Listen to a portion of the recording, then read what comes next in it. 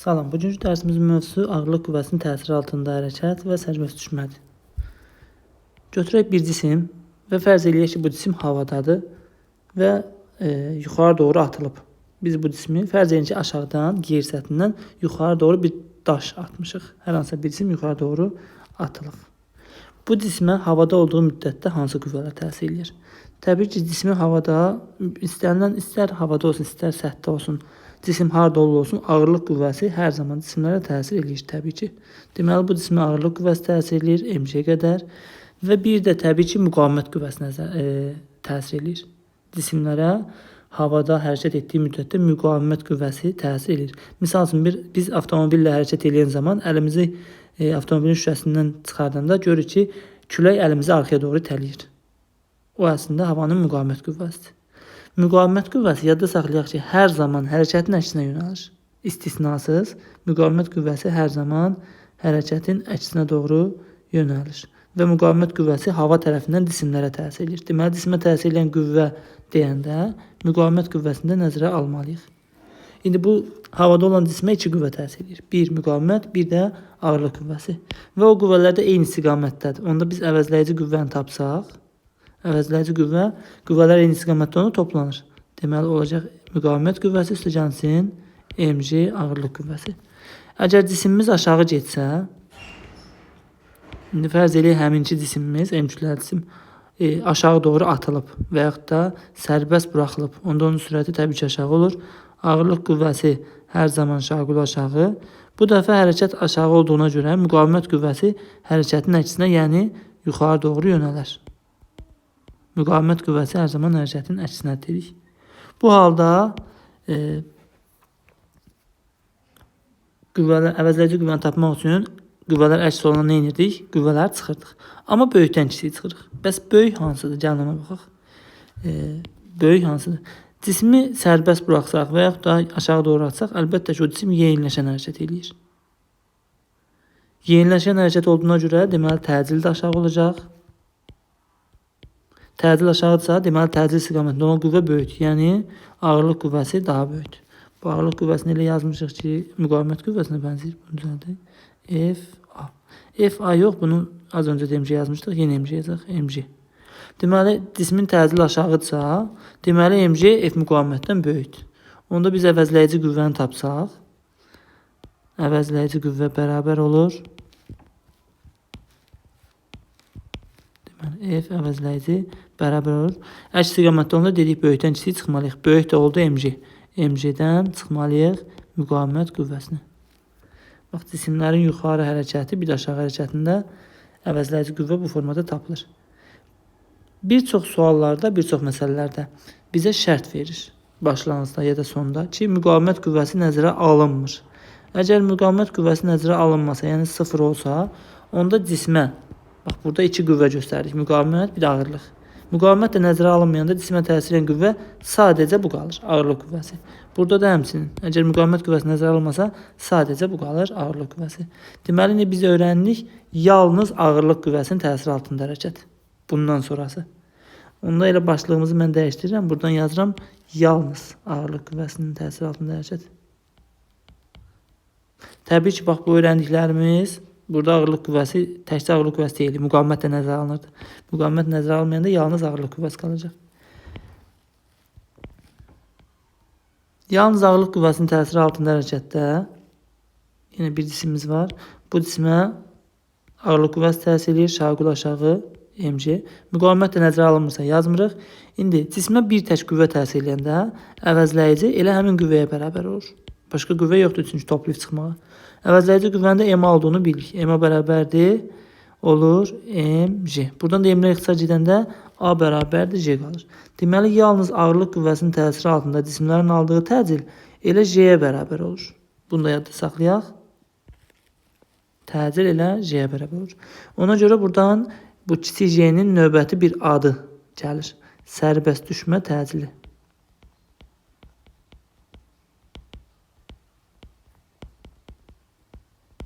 Və sərbəst düşmə təcilinin qiymətini biz bilirik ki, 10'dur. Sabit, bizim planetimiz üçün 10 qəbul olunur təqribən. Onda deməli cismin təcili 10 olacaq bu hərəkətdə. Təcilin də fiziki mənasını biz bilirdik. Vahid zamanda sürət dəyişməsi. Deməli təcildə 10-sa, sürət hər vahid zamanda 10 dəyişəcək. İndi yalnız ağırlıq qüvvəsinin təsiri altında hərəkət 5 cür ola bilər. Onlardan biz 3-ünü öyrənəcəyik. Çünki ikisi proqramımızda yoxdur. Birinci sərbəst düşmədir.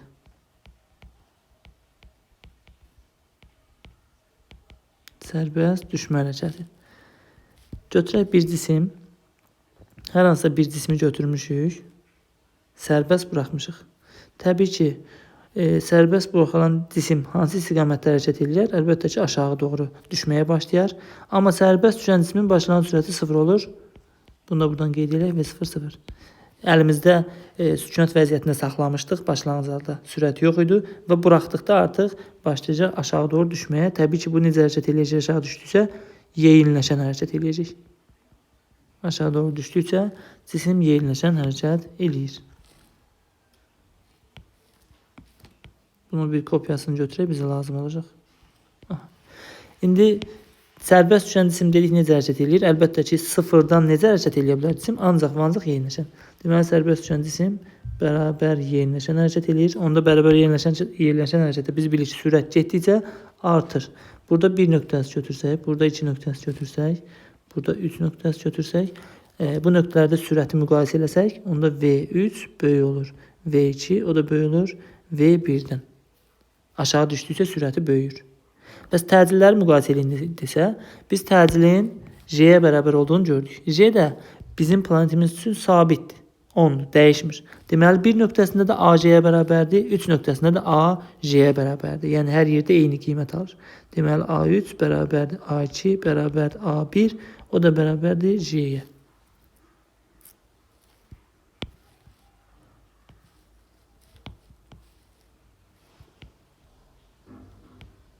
Belə. İndi sərbəst düşən cisim dedik yeyinləşən hərəkət edir. Bəs onun sürəti müəyyən bir nöqtədə sürət necə tapılır? Misal üçün, bu cismin tutalım ki, bu nöqtədə sürətini tapmaq istəyirəm. Təbii ki, bu cisim bu nöqtədə aşağı hərəkət edir. Onun sürəti yeyinləşən hərəkətdə sürətin düsturunu biz öyrənmişdik. V0 plus AT V0 plus AT. Başlanğıc sürətdə 0 olduğundan V0 gedir 0-a. Sadəcə qalır AT. A-nın da yerinə nə yaza bilərik? J yaza bilərik. Çünki J-yə bərabər. Deməli, olacaq JT. Bu sərbəst düşən cismin sürət düsturudur. Və sərbəst düşən cisim Y-oxunun əksi istiqamətində hərəkət edir. Bax, bu bizim Y-oxumuz. Y-oxunun əksinə hərəkət edir. Yəni, sürət mənfidir. Yəni, bizdən proyeksiyasını soruşsa, V-Y soruşsa, V-Y mənfi JT olmalıdır. Çünki təcil də, daha doğrusu təcil yox, J. Biz bilirik ki, J hər zaman aşağı yönəlir. Ağırlıq qüvvəsi aşağı olduğuna görə J-nin istiqaməti hər zaman ağırlıq qüvvəsi istiqamətindədir və aşağıdır. Deməli, təcil də. Artıq biz J-yə burada təcil kimi baxacağıq. Təcil deyəcək. Deməli, təcil Y-oxunun əksinə olduğuna görə mənfi oldu. Onda deməli, sürətin də Y-oxu üzrə proyeksiyası mənfi olmalıdır. Amma biz məsələlərdə adətən moduldan istifadə edəcəyik. Ona görə bu düsturu yazacağıq. Məsələlərdə modulu deyərsə. Sürətin daha bir düsturu var idi. Təcil hərəkətdə, yeyinləşən hərəkətdə. Bir də kök altında V0 kvadratı plus 2CH idi. Daha doğrusu 2AS idi. İndi burada V0 sıfırdır. V0 yazmayacaq. Kök altında 2AS qalır. A-nın da yerinə təbii ki J yazacaq. Və bir də S. S nə idi? Cismin getdiyi yol idi. Buradan bura kimi getdiyi yol. İndi burada müəyyən hündürlükdən aşağı düşdüyünə görə bunun getdiyi yolu H-la işarə eləyəcək. Hündürlüyün, artıq S-lə yox. Onda olacaq 2CH kök altında. Getdiyi yolun düsturu. İndi bu cisim buradan bura qədər müəyyən qədər yol gedir. Ona biz S demişdik. İndi artıq H deyəcək buna. Həmin o gedilən yolun düsturları. Təbii ki, yeyinləşən hərəkətdə də H bərabərdir. Düsturumuz V0 plus AT kvadratı bölü 2. V0 0 olduğuna görə birinci hissəsini yazmırıq. İkinci hissəsi AT kvadratı bölü 2. A-nın dəyərinə J. JT kvadratı bölü 2. Buradakı düsturlarımızın hamısı əvvəlcədən bildiyimiz düsturlar. Sadəcə A-nın yerinə J qoyuruq. O da bərabərdir. Növbəti düstur V kvadratı çıxaq V0 kvadratı bölək 2A idi. V0 da 0-dır, yazmıram. Bölək 2A A-nın da yerinə J. Bəs bu cismin sürəti harada ən böyük olar? Təbii ki, aşağı getsə sürəti artır, artır, artır. Nəhayət, bax bu yerə dəyən anda, tam yerə dəyməmişdən həmən öncə. Bunun sürəti maksimal qiymət alır. Maksimal qiymətin düsturu da olur. Sürətin maksimal qiyməti bərabərdir. Yenə JT-dir düsturumuz. Amma J bu dəfə yazacağım T düşmə. İndi burada T düşmə nədir? T düşmə cismin bax bu başlanğıcdan sona qədər keçən zamandır. T düşmə. O cisim olur cisimlərin düşmə müddəti. Yer səthinə çatma müddəti. J T düşmə yazdıq. Əgər bu cismin yerdən olan ümumi hündürlüyünü axtarıramsa, ümumi hündürlüyü. O ümumi hündürlüyü böyük H-dan işarə eləyək biz. Böyük H bərabər olacaq. Düstur yenə JT kvadratı bölə 2-dir əlbəttə ki. Amma burada JT düşmə yazacaq. Çünki buradan bura qədər, başlanğıcdan sona qədər keçən zaman elə T düşmədir. Bax, buradan bura keçən zaman T idi, buna T dedik. Buradakı sürət tapanda bu T-ni nəzərə almalıyıq. Buradakı sürət tapanda ümumi T-ni nəzərə almalıyıq, yəni T düşməni nəzərə almalıyıq. İndi onun sualları təbii ki bizə verəcək. İndi bu iki düsturun ikisindən də T düşməni tapsaq biz. Düşmə müddətinin düsturları. T düşmə bərabər olur. Sürətin maksimal qiyməti bölünsün J. Yəni yerə dəyən andakı sürət bölünsün J. Bir də T düşmə bərabərdir. Buradan T-ni tapsaq olur. Kök altında 2H bölünsün J. Tutalım ki cismi sərbəst buraxmışam 30 ilə yerə dəyir. Yerə dəyən anda sürəti 30'dur.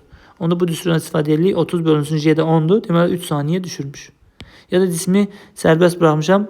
Deyirəm ki 5 saniyə sonra sürətini tapın. 5 saniyə sonra. 5 saniyə sonra sürət düsturumuz JT oldu. J10, T'də 5, elədi 50. Və yaxud da belə deyirəm. Yerə dəyən anda sürəti 50 olub. Yerə dəyən anda sürəti 50-dirsə, onda düşmə müddəti 50 bölünsün 10, elədi 5 saniyə. Hər saniyədə 10'un artır. 20 ilə dəyirsə cisim yerə 2 saniyə düşürmüş. 30 ilə dəyirsə 3 saniyə. 70 ilə dəyirsə 7 saniyə və s.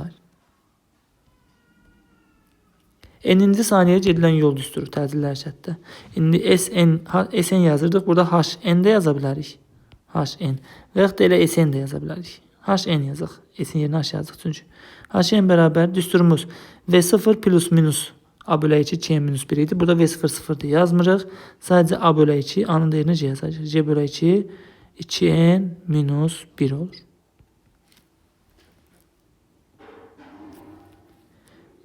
Sərbəst düşən cismin hündürlük, daha doğrusu sürətin zamanası qrafikinə baxaq. Bu da vacib qrafiklərimizdən biridir. Dedik, sərbəst düşən cisim necə hərəkət edir? Yeyinləşən və başlanğıc sürətdə 0-dan başlayır. Deməli, qrafikimiz 0-dan başlamalıdır və yeyinləşən hərəkət eləməlidir. Qrafikin sonu üçün sürət maksimal qiymətini alır və qrafikin sonu üçün zamanda düşmə müddəti olur. Təbii ki bu modul qrafikidir. Proyeksiya qrafiki olsa sürət aşağı olduğuna görə, bax burada ilk yoxun əksinə olduğuna görə 4-cü rübdən artan olmalıdır. Yəni bu formada olacaq. Bir də getdiyi yolun zamanına asılı qrafikini quraq.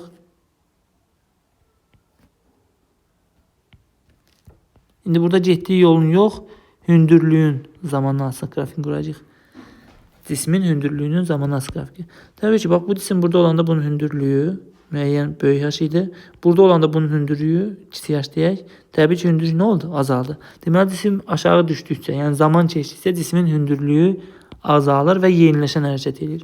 Deməli hündürlük müəyyən qiymətdən böyük H-dan başlayır. Getdikcə azalır. Və zamandan asılığı da burada gördük kvadratikdir. Yəni paraboladır və yeniləşən hərəkət deyə parabolanın təpə nöqtəsindən uzaqlaşmalıdır. Yenə qrafikin bax bu sonu üçün zaman bizə verəcək düşmə müddətini. Yollar qanunu öyrənmişdik biz. Gəlin indi yollar qanunu sərbəst düşmə hərəkətinə tətbiq edək. Birinci saniyədə cismin getdiyi yol tapıram mən. H1 bərabərdir. J də 10'dur da təbii ki. 10 bölə 2. N'in yerinə 1 qoyacaq. 2 vuraq 1 çıxaq 1. Bu mötərizənin elədi 1. 10 bölə 2 elədi 5. Deməli cisim, sərbəst düşən cisim birinci saniyədə 5 metr yol gedir. İkinci saniyəni tapsaq 10 bölə 2. N'in yerinə 2 qoyanda bura 2 dəfə 2 4 çıx 1 3. 10 bölə 2 vur 3. Bu da 30 bölə 2 elədi 15 metr. Üçüncü saniyəyə getdiyi yol tapsaq 10 bölə 2 vurulsun. N'in yerinə 3 qoyanda 3 dəfə 2 6 çıx 1 elədi 5. 10 bölə 2 vur 5. Bu da elədi 25 metr. Dördüncü saniyəni tapsaq 35 metr. 5-ci saniyəni tapsaq 45 metr və s. Onun artır. Və H1-in H2-yə nisbəti, H1-in H2-yə nisbəti bizə nə verir? 5-in 15-ə nisbəti 1-in 3-ə nisbəti olur. H2-nin H3-ə nisbəti 3-ün 5-ə nisbəti olur. Bölünsün 5 və s. belə gedir. Bu yollar qanunu da yadınızdasa belə demişdik. Təcili hərəkətdə n-ci saniyəyə gedilən yollar nisbəti tək ədədlər nisbətinə bərabər olur. Hər hansısa bir cisim sükunət vəziyyətindən V0 bərabər 0 təcili hərəkətə başlayırsa, bərabər təcili hərəkətə başlayırsa, o müəyyən bir t anında x qədər yol gedirsə, növbəti t anında 3x qədər yol gedir. Növbəti t anında 5x qədər yol gedir və s. Bu yollar qanunu. İndi bu da onun kimidir. 1, 3, 5 nisbətində olur. N-ci saniyəyə gedilən yollar. İndi 1-ci saniyəyə gedilən yol oldu nə qədər? 5 metr. Buraya yazıram 1-ci saniyə. Bu cisim gələcək burada olacaq. Bu cismin getdiyi yol olacaq 5 metr. 2-ci saniyə tutalım ki, gəlib burada olursa, bunun getdiyi yol olacaq 15 metr. 3-cü saniyə tutalım ki, burada olursa, bunun getdiyi yol olur 25 metr. 4-cü saniyədə 35 metr və s. 1-ci saniyənin sonunda bunun sürəti olur 10 metr bölək saniyə. 2-ci saniyənin sonunda bunun sürəti olur 20 metr bölək saniyə. Çünki sürət dedik onun artır. 3-cü saniyənin sonunda bu cismin sürəti olur 30 metr bölünsün saniyə.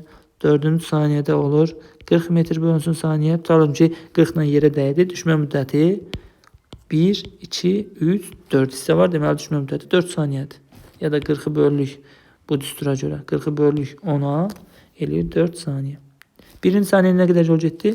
5 metr. 2-ci saniyədə 15 metr. Bəs ilk 2 saniyədə desə, ilk 2 saniyə bu ikisi 5, 15, 25 metr. Ya da sonuncu saniyəni desə, sadəcə bunu götürürük 35 metr. Bəzən də suallarda sərbəst düşmə hərəkəti verilir. Misal üçün, deyilir ki, cisim 3 saniyə sonra yerdən hansı hündürlükdə olar? Cisim 3 saniyə sonra yerdən hansı hündürlükdə olar? Tutalım ki, cisimimiz budur. Sərbəst düşən cisimimiz. 3 saniyə sonra, misal üçün, olub, misal üçün, buralarda bir yerdə. Bunun yerdən olan hündürlüyü, bax, budur. Biz y-oxumuzu çəksək, bunun, bax, bu 3 saniyə sonra ya da müəyyən t anından sonra yerdən olan hündürlüyü, bunun elə y-oxu üzrə son koordinatı deməkdir. Başlanğıc halda atıldığı hündürlük isə, bunun elə başlanğıc koordinatı deməkdir, y0. Deməli, cismin yerdən olan hündürlüyünü, bax, bu h məsafəsini tapmaq istəyirsə, biz nəyi tapmalıyıq? Elə onun son koordinatını tapmalıyıq. Bunda biz yer səthi götürək. Cismin yerdə olan hündürlüyü, bu h hündürlüyü, elə cismin son koordinatı deməkdir. Deməli, hündürlük tapılan zaman biz hündürlük neçə metr olar deyəndə biz koordinatı tapsaq cavabı almış olarıq. İndi sərbəst düşən cismin koordinat düsturunda yazaq. Koordinat düsturunu ən əvvəlcədən yazıram birincdən. Y bərabərdir. Bu cismin başlanğıc koordinatı buradan başlamış. Başlanğıc koordinatı y0. Cisim y-oxun əksinə hərəkət edir. Aşağı hərəkət edir. Sürəti mənfi çıxılsın. V0t. Amma V0 da 0'dır. Ona görə yazmırıq. V0 qaldı. Bir də j-t kvadratı bölüşük. J də təbii ki, burada göstərmişdik. J-nin istiqaməti aşağı, yəni y-oxun əksinə. Tədil əksinədir, yəni mənfidir. Çıxaq. J-t kvadratı bölünsün ki. Deməli, bax, bu düsturla biz cisimlərin yerdə olan hündürlüyünü tapa bilərik. Eyni zamanda koordinat düsturu oldu. Sərbəst düşmə hərəkətindən bu qədər. İndi keçirik ikinci hərəkətimiz. Başlanğıc sürətindən aşağı atılmış. Aşağı atılmış cisim hərəkəti. Götürək yenə bir cisim. Yer səthi. O cismi aşağı atmışıq. Aşağı atmaq artıq ona başlanğıc sürət vermək deməkdir. Arxasından itələyərək buraxmaq deməkdir. Biz ona başlanğıc sürət veririk. Bax, bu sərbəst düşənlə aşağı atılmış nə ilə fərqlənir? Birində başlanğıc sürəti var, birində başlanğıc sürəti yoxdur. Yəni, buradakı düsturlarımızın hamısı, bax, buradakı düsturları olacaq, amma başlanğıc sürəti olmaqla. Biz təcili hərəkət keçəndə başlanğıc sürətlə düsturları öyrənmişdik. Sonra da əgər V00 olarsa düsturlar hansı formaya düşmüşdü onu öyrənmişdik. Bax, bu da eynisidir. Aşağı atılmış cisim də təbii ki, yeyinləşən hərəkət eləyir. Getdikcə sürəti artır. Bərabər yeyinləşən. Amma burada sıfırdan artmır da, artıq müəyyən qiymətdən artmağa başlayır. İndi sürət düsturunu yazsaq, olmalıdır. Artıq V0 var. V0 plus GT yeyinləşən hərəkətdir. Amma proyeksiyasını yazsaq, təbii ki, V, Y oxuca proyeksiyası bərabərdir. Başlanğıc sürət aşağı Y-in nəticəsi nədir? Mənfi V0. J də aşağı, mənfidir. Mənfi J, Y, T yazmalıyıq. Proyeksiya düsturunu yazsaq. Amma məsələlərdə moduldan istifadə olunacaq. Ona görə bunu saxlayıram. Digər düsturda kök altında V0 kvadratı plus 2AS idi. İndi yazırıq 2J S-in yerinə H. Gedilən yolun düsturu H bərabərdir. V0T plus JT kvadratı böl 2 və bir də V kvadratı çıxaq. V0 kvadratı bölək 2A. O üçüncü trapesiyanın sayı düsturu var idi. 3 düsturu var idi yer dəyişməni. Onun üçüncüsü burada istifadə olunmur. Bu ikisini bilsək bəs eləyir. Koordinat düsturunu yazsaq. Y üzrə koordinatı Y bərabərdir. Başlanğıc koordinatı, bunun Y-ını göstərək. Bu Y.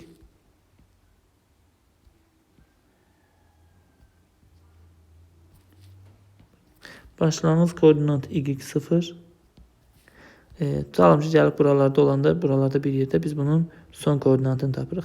Yenə təbii ki, son koordinat bunun yerdə olan hündürlüyünü verir bizə. Bax, bunun yerdə olan hündürlüyü H-ı. Elə bunun son koordinatı deməkdir, Y deməkdir. Son koordinatın düsturu Y bərabərdir. Başlanğıc koordinatı Y0. Sürət Y-in nəticəsi nədir? Mənfi V0T. Təcil J də aşağı Y-in nəticəsi nədir? Mənfi JT kvadratı bölünsün ki. Deməli, bu koordinat düsturundan istifadə edərək aşağı atılmış cismin müəyyən zaman anındakı hündürlüyünü tapa bilərik. Yerdən olan hündürlüyünü. Bir də orta sürətin tapılması. Bax, bu cismin başlanğıc sürəti 10, yer dəyən anda sürəti tutalım ki 30 olsa, orta sürəti başlanğıcla sonun cəminin yarısıdır. Yəni V0 plus V-nin yarısı. Ədədi ortası tapılır. Elə yuxarıda ikisində V0 yazdıq. V0 plus V. Bu sərbəst düşmədə də həmçinin o formadadır. Orta sürətin düsturu. Burada da yazıram orta sürəti. Deməli, orta sürət bərabərdir. Başlanğıc sürətlə son sürətin cəminin yarısı. Amma burada fikir verin, başlanğıc sürəti yoxdur. V0 yoxdur. Onda elə V bölək 2 olur. Yəni, bu cisim yerə 40 ilə dəyərsə, orta sürəti 20 olur. Yerə 50 ilə dəyərsə, orta sürəti 25 olur. Son sürətin yarısı.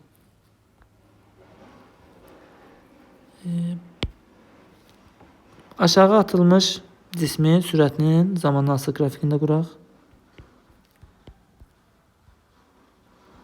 Sürətin zamanı. Modul qrafikini quram, proyeksiya qurmam. Modul deməli başlanğıc sürət var və başlanğıc sürətdən getdikcə yeyinləşir, yəni artır.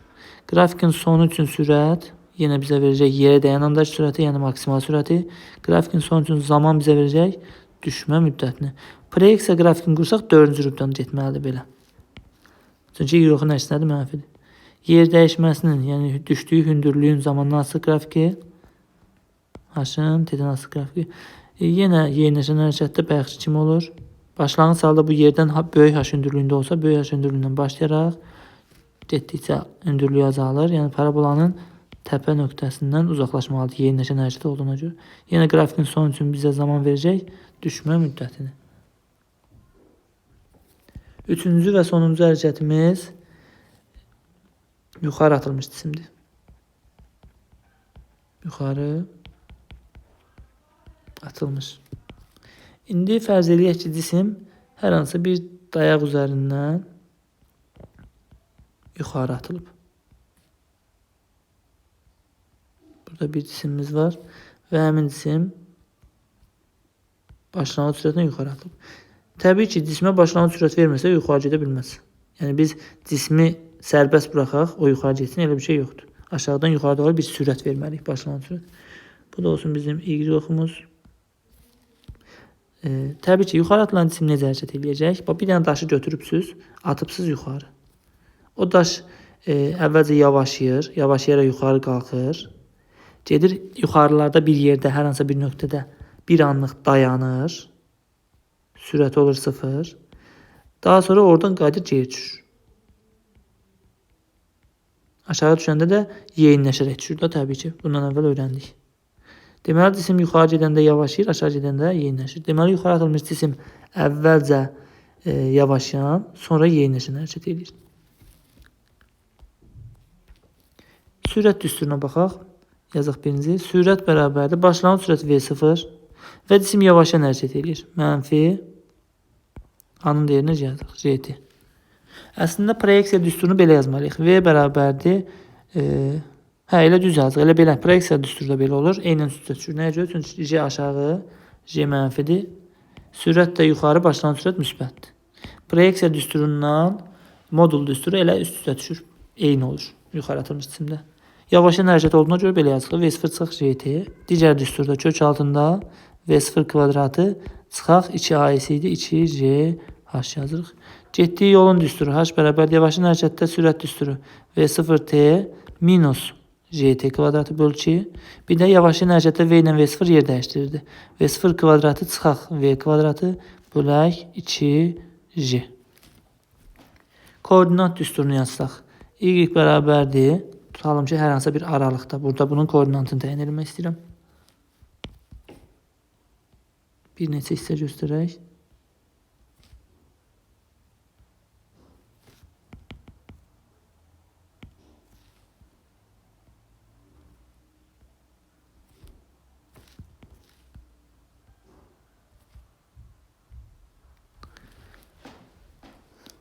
Tutalım ki, burada bunun mən koordinatını təyin etmək istəyirəm bu nöqtədə. Bunun koordinatı Y, son koordinat. Başlanğıc koordinatda bu cisim hardan atılıb? Sıfırdan atılıb. Təbii ki, başlanğıc koordinatı bu nöqtəni götürməməkdə olardı. Fərz eləyək ki, yer səthi heç o deyil. Fərz eləyək ki, yer səthi buradır. Bu da hər hansısa bir dayaq üzərinə atılıb. Onda bu cismin, bax bu nöqtə bu cismin başlanğıc koordinatı olmayacaq. Yəni sıfır olmayacaq. Sıfır artıq buradır. Sıfır koordinatı artıq olacaq. Onda o cismin başlanğıcdan atıldığı bir hündürlük var. Onda o cismin başlanğıcdan atıldığı hündürlük, bax bu hündürlük, elə onun nəyi olur? Başlanğıc koordinatı olur. Onda olacaq koordinat düsturu Y0. Əgər yer səthindən atılsa, cisim yer səthindən atılsa Y0 0 olacaq. Amma müəyyən hündürlükdən atılsa, başlanğıc koordinat elə onun atıldığı hündürlük olacaq. Y0 sürət yuxarı Y istiqamətindədir. Müsbət V0T. Təcil isə aşağıdır, J aşağıdır. Mənfi JT kvadratı bölünsün 2 olur.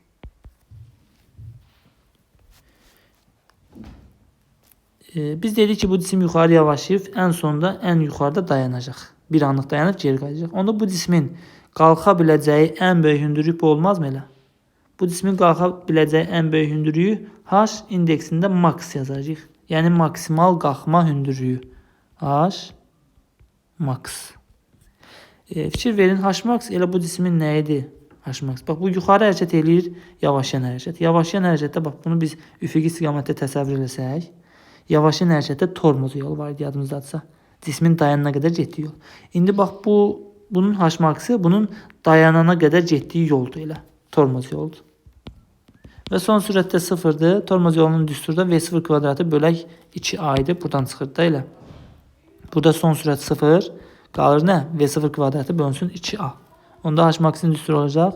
V0 kvadratı bölünsün 2A'nın da yerinə J. Və bir düstur da var idi. Tormoz yolunu yadımıza salaq. AT kvadratı bölək 2 idi. İndi yazacağıq J T kvadratı bölünsün 2. İndi biz H max'dan danışırıqsa, yəni cismin maksimal qalxma hündürlüyündən danışırıqsa, bax buradan bura kimi ən təpiyə qədər keçən zamana deyəcək qalxma müddəti. Cismin maksimal hündürlüyə qalxma müddəti. Onda burada düsturumuzdakı T olacaq T qalxma. H max'ın 2 dənə buradan düsturunu gördük. Bir də cisim ən sonunda sürəti 0 olursa, sürət düsturu dedik V bərabərdir V0 çıxaq JT-dir. Ən sonunda sürət 0 olursa, onda buradan da JT-nin digər tərəfə keçəndə V0 bərabərdir JT alırıq. Artıq buradakı T, əgər sürəti 0 qəbul edilsə, sürət burada 0'dır da. Buradan da başlanğıcdan sona qədər, ən yuxarıya qədər keçən zamana biz nə dedik? T qalxma. Onda buradakı T qalxmadır. Deməli V0 bərabər J T qalxma düsturunu alırıq. Onu da buradan qeyd edək. V0 bərabərdir J T qalxma. İndi deyirəm ki, cisim 4 saniyə qalxır. Yuxarı atılan cisim 4 saniyə qalxır. T qalxması 4, bura 4, J də 10'dur. 10 vuraq 4. Deməli başlanğıc sürəti 40-dan atılıbdır. Tutaş deyirəm cisim 2 saniyə maksimal hündürlüyə qalxır. Deməli 20-yə atılıbmış. 3 saniyə qalxır, 30-a atılıbmış və s. İndi bunların hər ikisindən də T qalxmanı tapsaq biz. T qalxma bərabər olur. Yuxarısını tapanda kök altında 2H max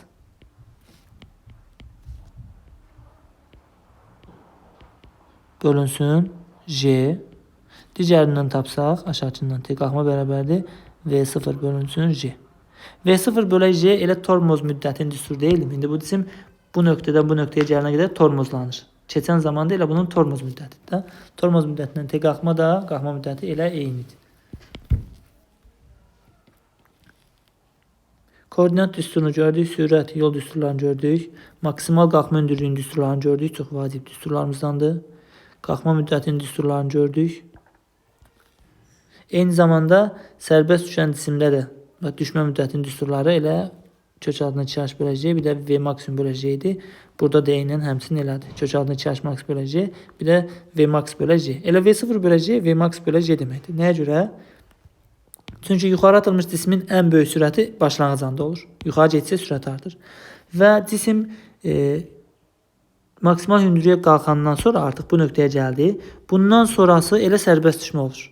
Sərbəst düşmək üçün bildiyimiz düsturların hamısını bax bundan sonrası üçün tətbiq eləmək olur. Çünki burada sürət 0 oldu, 0-dan yeniləşdi.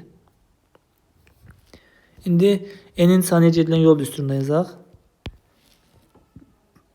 Bu ikinci hərəkətimizdə N-in saniyə düsturunu yazmadıq. Onu da burada yadımıza düşmüşkən yazaq. Bax burada deməli HN bərabərdir. Bu aşağı atılmış da yeniləşən hərəkət idi. Onda V0 plus J bölək 2N minus 1 olmalıdır. İndi burada isə yuxarı atılmış cisimdə yavaşlayan hərəkət olduğuna görə HN bərabər olur V0 minus artıq yavaşlayandır. J bölək 2N minus 1. İndi yavaşlayan hərəkətdə cismi tutalım ki 30-dan atmışam yuxarı. Birinci saniyədə nə qədər yol gedər? Birinci saniyədə H1 bərabərdir. Tutalım ki başlanğıc sürətdə vermişəm 30. Ya da 30 yox 40 yazaq. 40 metr bölək saniyə. İndi V0 40 çıxılsın. J'nin yerinə 10 qoysaq. N'in yerinə 1 qoyanda, bax J'nin yerinə həmişə 10 qoyuruq. N'in yerinə 1 qoyanda orada 5 almışdıq bayaqçında. 40 çıxaq 5, elədi 35 metr. İkinci saniyə getdiyi yol tapsaq, 40 çıxaq. İkinci saniyə üçün bura N'in yerinə 2 qoyanda 15 almışdıq.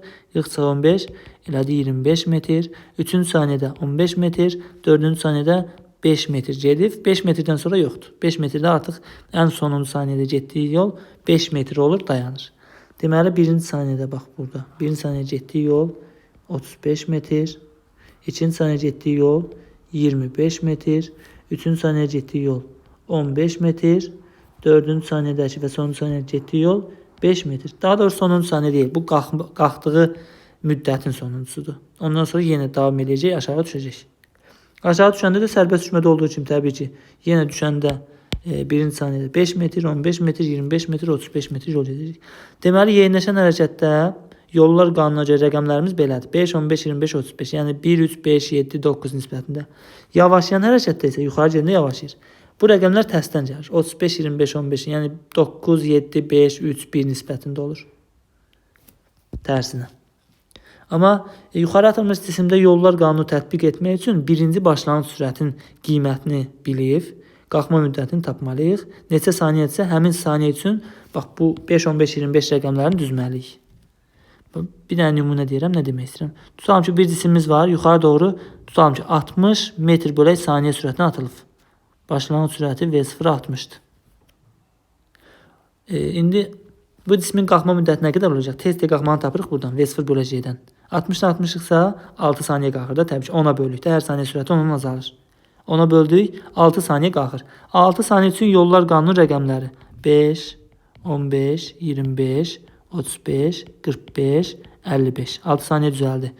1, 2, 3, 4, 5, 6 saniyə. Deməli, bu cisim birinci saniyədə 55 metr yol gedəcək və tərsdən düzürük də təbii ki, çünki yavaşlayan hərəkətdir. İkinci saniyədə 45 metr yol gedəcək, sonra 35 metr, 25 metr, 15 metr, sonra da ən axırıncı saniyəsində yuxarı qalxdığı müddətin təbii ki 5 metr yol gedəcək. Amma sərbəst düşəndə belə idimi? Bir dənə sərbəst düşəni təzədən yadımıza salaq. Sərbəst düşən bir cisimimiz var V0 sıfırdır. O birinci saniyəyə getdiyi yol 5 metr idi. İkinci saniyədə 15 metr, üçüncü saniyədə 25 metr və s. belə. 5, 15, 25 tərsinə gedəndə, aşağıdan yuxarı gedəndə 25, 15, 5 və yaxud da 70 ilə atırıqsa, cismi 70 ilə yuxarı atırıqsa, qalxma müddəti 7 saniyə olacaq. 5, 15, 25, 35, 45, 55, 65. 7 oldu mu? 1, 2, 3, 4, 5, 6, 7. 7 saniyə üçün yollar qanun rəqəmlərini yazırıq. Deməli, birinci saniyədə 65 metr, ikinci saniyədə 55, üçüncü saniyədə 45 və s. yol gedəcək. Sürəti də yuxarı atılan cisim dedik, yavaşdan hərəkət edir. Sürəti 10, 10 azalır. 40 ilə 60-ıqsa, bunun buradakı sürəti olacaq 30. 1 saniyədən sonra sürəti olacaq 20. Növbəti 1 saniyədən sonra sürəti olacaq 10. Növbəti 1 saniyədən sonra sürəti olacaq, təbii ki, burada 0. Onu da yazmışıq. Orta sürətin düsturu yenə V, başlanğıcdakı sürət V0, son buradakı sürəti 0 bölü 2 yaza bilərik. Burada bir də uçuş müddəti var. Bax, cisim tutaq ki, hər hansısa bir cismi atmışam yuxarı. 4 saniyə qalxırsa, o qayıdıb düşəndə neçə saniyə düşəcək? Yenə yollar eynidirsə, qaydanda da 5, 15, 25, 35 metr yol gedirsə, 4 saniyə qalxırsa, bu demək ki, 4 saniyəyə düşəcək. Onda uçuş müddəti qalxma müddətinin 2 misli olacaq. 2 vuraq, T qalxma. O da T qalxmanın düsturunu görmüşdük. Burada V0 bölü C. Onda olacaq 2 vuraq, V0 bölü C. Və yaxud da bunu da 2'yə vursaq, T qalxmanın düsturuydu bu. 2'yə vursaq, 2'ni də kök altına salsaq, eləyəcək 4 vuraq, 2 H max bölü C. 4'ü də 2'yə vuranda eləyir 8 H max bölü C olur. Bu da oldu uçuş müddətinin düsturları. Ya da ki, T qalxma müddətini tapıb 2'yə vurmaqla tapa bilərik. Bəzən də ola bilər ki, cisimlər atıldığı hündürlüyə düşməsin. Misal üçün, cismi buradan atmışıq yuxarı. Amma bu qalxır, düşəndə həmin yerə düşmür, tutaq ki, daha aşağı düşür. Onda təbii ki, bunun T qalxması az olacaq, T düşməsi çox olacaq. Çünki daha çox hündürlükdən aşağı düşür. Onun maksimal yerdən qalxa biləcəyi ən böyük hündürlüyü tapanda, bax, buradakı H max'ını tapırıq. H max'ını. Üstünə də buradakı hündürlüyü gəlirik. Yerdən olan ümumi hündürlük onların ikisinin cəmi olur. O hündürlük də təbii ki, bu H max'dan böyük olduğuna görə tutalım ki, 4 saniyə qalxırsa 6 saniyə düşəcək və yaxud da 5 saniyə düşəcək. Onda artıq uçuş müddəti 2T qalxma olmayacaq. Əgər atıldığı yerə düşmürsə, uçuş müddəti T qalxmanı ayrı tapmalıyıq. T qalxmanı ayrı tapmalıyıq. T düşməni ayrı tapmalıyıq. T düşməni. Və onları toplamalıyıq. Uçuş müddətini tapmaq üçün. T qalxmanı bu düsturların birindən tapacağıq. T düşməni də sərbəst düşəndə düşmə müddəti bu düsturların birindən tapacağıq. Sonra da onları toplayıb ümumi uçuş müddətini tapacağıq. İndi burada da qrafiklərimizi görək. Sürətin yenə modul qrafikini çəkəcəm.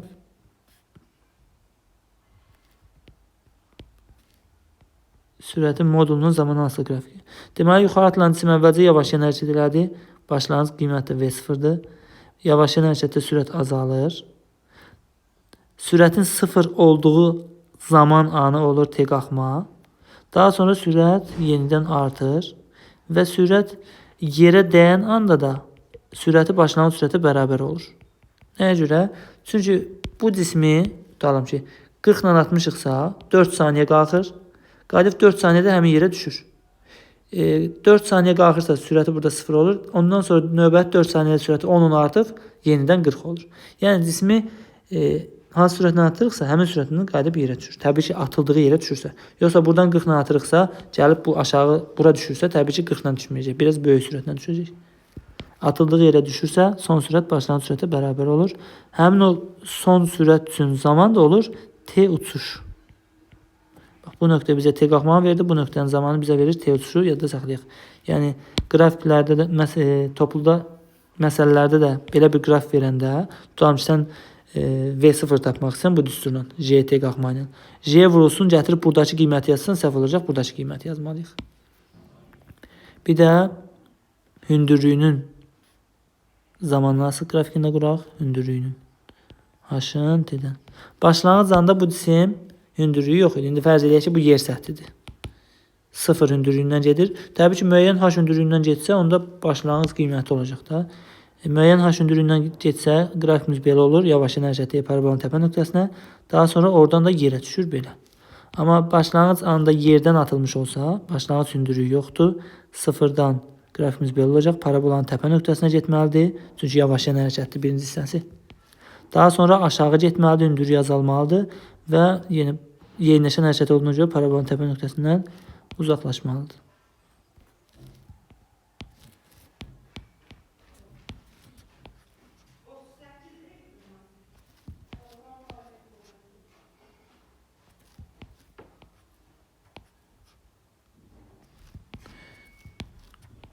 Grafikimizi seçemedik.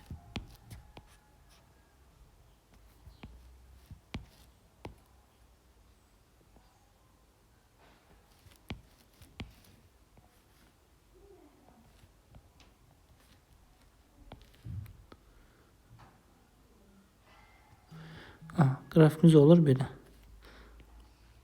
Parabolanın təpə nöqtəsində biz bilirik sürət sıfırdır. Həmin nöqtəyə uyğun zaman t qalxma. Grafikin sonucunda zaman t uçuş olmalıdır. Və bax bu nöqtədə bizə verir yerdən qalxa biləcəyi ən böyük hündürlüyü h-max-ı. Belə yuxarı atılmış cisim hərəkətindən də bu qədər. Burada biraz düsturlarımız çox oldu. Amma əlbəttə ki, təkrar edirəm, o düsturlar hamısı bizim əvvəlcədən bildiyimiz düsturlardır. Bir dənə də arasına bir dənə nümunəyə baxaq. Bir sərbəst düşənə baxaq. Bir də yuxarı atılmışa baxaq. Tam ki bir cisimimiz başlanğıc sürətindən yuxarı atılıb V0 sürətindən. Deyirəm ki 30 ilə atılıb yuxarı. 30 metr bölək saniyə sürətindən. Və bir cisimimiz də sərbəst düşür. V0 bərabər 0-a. Bu ikisinin hərəkətinə baxaq. İndi sual belədir. Sərbəst düşən cismin yerə dəyən andakı sürəti, bax burada, yerə dəyən andakı sürəti təbii ki maksimal olur. Yerə dəyən andakı sürəti 40 metr bölək saniyədir, bunu veririk. Sual belədir. Düşmə müddətini tapın və düşdüyü hündürlüyü tapın. Bax, bunun yerdən olan hündürlüyünü böyük tapın. Bir dənə də əlavə olaraq bir sual da artıram. Sonuncu saniyəyə getdiyi yol tapın. Düşmə müddətinin düsturu V maksimum bölək J idi. Yerə dəyən anda sürət bölünsün J. 40 ilə düşürsə yerə, deməli bu 4 saniyə düşürmüş. Hər saniyə sürət 10 artır, oradan tapa bilərik. Düşdüyü hündürlük də JT kvadratı bölü 2 yaza bilərik. Ya da V kvadratı bölək 2J yaza bilərik. V maksimum kvadratı bölək 2. Çünki V 0-0'dır. Ya da ki elə zamanı tapmışıq. JT kvadratı bölü 2-dən gedək. JT kvadratı bölü 2. J 10'du. T'də tapdıq ki 4 saniyə. Kvadratı 16. Ona vuranda 160 bölü 2. Elədi 80 metr. Deməli bu cismin düşdüyü hündürlük 80 metrmiş. Belə düsturlarla tapmaq olar. İndi yollar qanunu tətbiq edirik. Cisim 4 saniyə düşürsə, 4 saniyə üçün rəqəmləri yazıram. 1-ci saniyədə 5 metr getməlidir. 2-ci saniyədə 15 metr. 3-cü saniyə 25 metr. 4-cü saniyədə 45 metr. Deməli bu cisim 1-ci saniyədə, bax burada 5 metr. Belə göstərək. 1-ci saniyədən sonra, 2-ci saniyədən sonra, 3-cü və 4-cü saniyədən sonra. 5 metr yol gedir. 2-ci saniyə 15 metr. 3-cü saniyə 25 metr və sonuncu 4-cü saniyə 35 metr. Bax bu düsturları istifadə eləməsəydik, bu rəqəmləri sadəcə T düşməni tapırıq. 4 saniyə son sürət 40 olduğuna görə 40'ı bölüyor ona 4 saniyə üçün yollar qanunu yazırıq. İndi bunun ümumi hündürlüyünü hesablamaq istəyirik. Bunların hamısını nə etməliyik? Cəmləməliyik. 35, 25, 15, 5. 4'ünü də cəmləyirik. Eləyir 80 metr. Deməli düşdüyü hündürlük 80 metriymiş. Sonuncu saniyəyə getdiyi yol. Bax bu sonuncu saniyəyə getdiyi yol nə qədər oldu? 35 metr. H 4-cü saniyədə bunun sonuncu saniyəsi 35 metr. Deməli düstursuz da yollar qanunundan çox rahat tapmaq olur. Bəs düsturla sonuncu saniyəyə getdiyi yol nə qədər tapardıq? 4 saniyəni tapardıq. Düşmə müddəti 4 saniyə və sonuncu saniyə təbii ki 4-cü saniyədir. H4 bərabərdir. J bölək 2.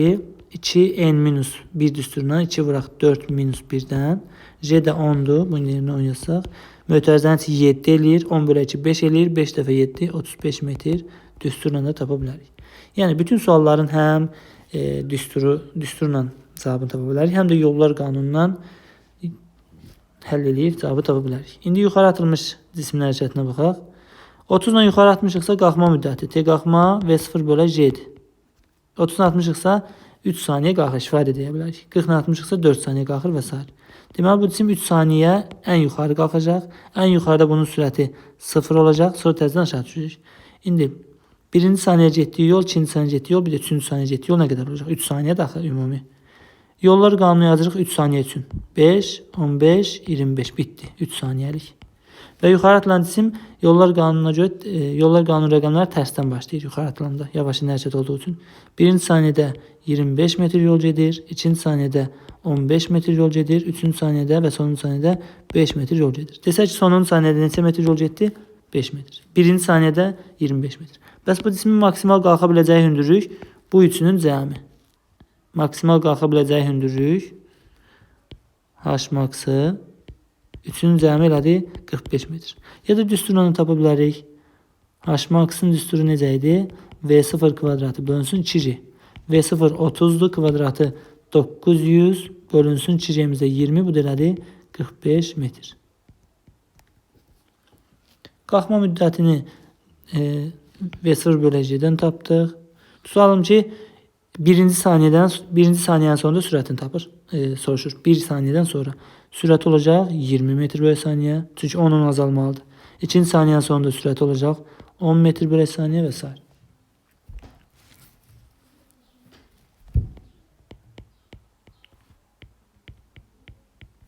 Belə, nümunəmizə də baxdıq. Sonuncu bir hərəkətimiz qaldı. Suni peyklərin hərəkəti.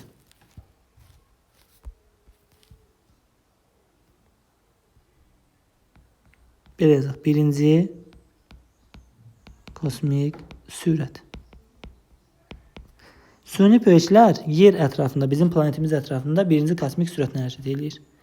İndi biz bilirik ki, ay yerin təbii peykidir. Ay yer ətrafında daimi olaraq periodik fırlanır. Deməli, ay yerin təbii peykidir. Bundan əlavə olaraq suni peyklərimiz də var. Hər bir ölkə çalışır ki, fəzaya, planetin kənarına suni peyk göndərsin. O suni peyklər də yer ətrafında fırlanır, dairəvi orbit üzrə və bütün yeri müşahidə etməyə imkan verir. İndi götürək bir planet. Bu olsun yer planeti. Bu da olsun yer planetinin radiusu. Hər hansısa bir peyk yer səthi yaxınlığında, yer ətrafında dairəvi orbit üzrə hərəkət eləyir. Yer səthi yaxınlığında dedim, diqqət eləsəz. Yer səthi yaxınlığında məsələlərdə də belə deyir. Yer səthi yaxınlığı deyəndə, yəni demək istəyir ki, bax bunun yerdə olan bax bu hündürlüyünü, H hündürlüyünü nəzərə almayın. Yer səthi yaxınlığında. O hündürlük bizim yerin planetinə nəzərən çox kiçik olduğuna görə bəzi suallarda nəzərə alınmır. Amma təbii ki, peyk yerdən uzaq olsa, müəyyən qədər, tutaq ki, bu qədər uzaq olsa, H qədər, artıq o məsafəni biz nəzərə almalıyıq. Ona da baxaq. 2 dənə peyk götürək. Bir də olsun bu, yerdən müəyyən H hündürlüyündə. Bura radius, burada H hündürlüyü. Bu suni peykdə bax bu çevrə üzrə, bu orbit üzrə yer ətrafında fırlanır. Belə. İndi mən bir qövsünü çəkdim də sadəcə. Bunların ikisi də çevrə üzrə hərəkət edir planet ətrafında. Yaxşı, bu cismə təsir edən burada qüvvə hansı qüvvədir? Təbii ki, ağırlıq qüvvəsi planetin mərkəzinə doğru. Biz də çevrə üzrə hərəkətdə bilirik ki, qüvvə mərkəzə qaçma qüvvəsi idi. İndi burada ağırlıq qüvvəsi mərkəzə qaçma qüvvəsinin rolunu oynayır deməli. Mərkəzə qaçma qüvvəsi, ağırlıq qüvvəsi eyni olur. Yəni ağırlıq qüvvəsi mərkəzə qaçma qüvvəsinə bərabər olur. Onu da buradan yazaq. Ağırlıq qüvvəsi bərabərdir mərkəzə qaçma qüvvəsi. Ağırlıq qüvvəsinin düsturu mg-dir. Mərkəzə qaçma qüvvəsinin düsturu da mi-dir. M-lər gedir, yenə qalır A bərabər c. Təbii ki, bu suni peyk havada daxı. Ona görə elə A bərabər c qalmalı idi. Bundan əvvəl də elə almışdıq. Deməli, suni peyklərin təcili elə c-yə bərabərdir. A bərabərdir c-yə. İndi çevrə öz hərəkətdə biz təcilin birinci düsturunu görmüşdük. A bərabərdir v kvadratı bölünsün r. Buradan v-ni tapsaq nə alarıq? V bərabərdir kök altında A vurulsun R. A-nın da yerinə J yazırıq. J vurulsun R yaza bilərik. Buradan da J'ni açsaq, J'nin öz düsturu, planetin radiusundan kütləsinin əlaqə düsturu var idi. J m bölək r kvadratı idi bu J'nin açılışı. Bir dənə də r var burada. R'in bir ixtisar edir bundan kvadratla. Onda burada qalır nə? J m bölünsün r. Bax bu ifadə artıq olur birinci kosmik sürətin düsturu. Çünki bax bu biz aldığımız sürət bu peyçin buradakı sürəti idi da. Çevrə öz hərəkətləri sürəti. Bu peyçdə dedik ki birinci kosmik sürətlə hərəkət edir. Deməli bax bu ifadələr olur birinci kosmik sürətin düsturları. Bəs bunun burada fırlanma periodu, həmin süni peyç bir tam dövrə nə qədər vaxt sərf eləyir? Onu tapmaq istəyirik. Təbii ki, çevrə üzrə bərabər sürətli hərəkətdə sürətin periodla olan düsturu 2πr bölünsün t yazmalıyıq. Oradan da t-ni çıxartmalıyıq. T bərabər olur 2πr bölünsün v. V-nin də yerinə bunu yazsaq, o da tərs çevrilib vurulur. Olur 2πr, onu da tərsinə çevirəndə r yuxarıda, aşağıda da jm olur. Bunların ikisi də kökdür. Oldu 2πr, kök altında da r bölək jm. 2πr də kökün altına salsaq, olacaq 4pi kvadratı r kubu, bu r'dir, içəri salındı kvadrat, bir dənə də içəridə var r kubu bölünsün jm. İndi buradan görürük ki period radiusundan necə asılıdır. Daha dəqiq görmək üçün hər tərəfi kvadrata yüksəltsək, heç bunu yazmasaq da olar deyə bunu yazmıram, qalsın. Elə düstur belə qalsın. Hər tərəfi kvadrata yüksəldirəm. Onda olacaq t'nin kvadratı bərabərdir. Bu olur nə? 4pi kvadratı, r'in də kvadratı, bu köylə də kvadrat gedəndə r'in biri də oradadır. Olacaq r'in kubu bölək jm. Buradan görürük ki, bax 4pi kvadratı sabit, j sabit, planetin kütləsi sabit. Period radiusundan necə asılıdır? Periodun kvadratı radiusun kubundan düz asılıdır. Onda yaza bilərik t1 bölünsün t2'nin kvadratı bərabərdir r1 bölünsün r2'nin kubu. Bir sözlə period radiusundan düz asılıdır. Necə düz asılı deyənə deyirik periodun kvadratı radiusun kubundan düz mütənasib asılıdır. Bax bu asılılığı kəşf edən alim Kepler olub. Ona görə bu qanun, bu asıllıq Keplerin birinci qanunu adlanır. Kepler qanunu. Keplerin birinci qanunudur, amma biz ona necə Kepler qanunu deyirik. Çünki digər qanunları biz keçməyəcəyik orta məktəb fizikasında. Oldu. Bax bu qanun Kepler qanunu. Çox vacib qanunlardan biridir. İndi tutalım ki bizə 3 dənə süni peyç versə. Birini burada verir. Birini də burada verir. 3 dənə ayrı-ayrı süni peyç. Ayrı-ayrı orbitə üzrə fırlanırlar. Bu olsun birinci süni peyç, ikinci süni peyç, üçüncü. Sual belədir. Hansının fırlanma periodu ən böyükdür? Ya da periodlarını müqayisə edin. Buradan gördük ki period radiusundan necə asılıdır? Düz asılıdır. Deməli radiusu böyük olanın periodu böyükdür. Üçüncünün radiusu budur. Üçüncünün fırlandığı təbii ki bax bu. Üçüncünün fırlandığı orbitin radiusu budur. İkincinin fırlandığı orbitin radiusu budur. Birincinin fırlandığı orbitin radiusu da budur. Radiusundan da düz asılı olduğuna görə radiusu böyük olanın periodu böyükdür. Deməli T3 böyükdür T2, o da böyükdür T1 olacaq. Bəs gəldik bu süni peyçə, bu kənarda qalanı. Burada müəyyən hündürlüyümüz var. Onda ümumi məsafənin yerini nə yazmalıyıq? Bax biz bu J'nin düsturunu görəndə, J'nin düsturuna təyədir. J m bölək r idi, r kvadratı idi. Amma hündürlük nəzərə alınırsa, plus h-ın kvadratı olmalı, belə yazırdıq. Onda o düsturu da bax burada nəzərə alsaq, birinci kosmik sürətin müəyyən hündürlükdəki düsturu belə olacaq. V indeksinə yazıram h, müəyyən hündürlükdəki. Bu da yer səthindəki idi. Yer səthindəki sıfırdan yazıram burada. Müəyyən hündürlükdəki birinci kosmik sürət, buraya yazıram V1 və müəyyən h hündürlüyündəki bərabər olacaq. Kök altında J m bölünsün r plus h. İndi buradan görürük ki birinci kosmik sürət h-dan necə asılıdır? Tərs mütənasib asılıdır. Onun qrafikini qursaq.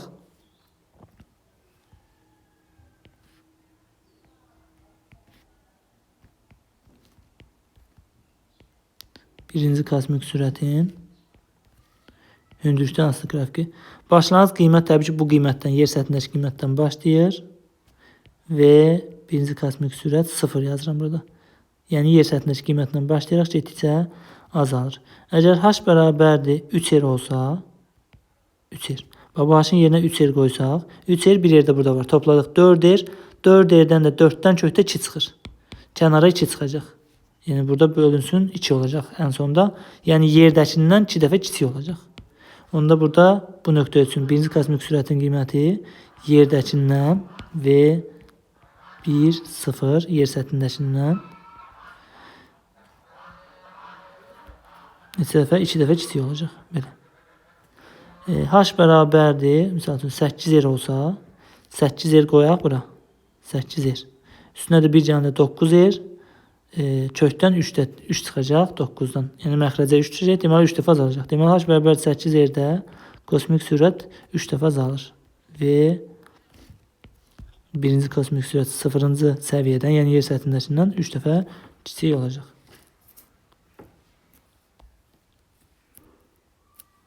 Belə birinci kosmik sürət haqqında da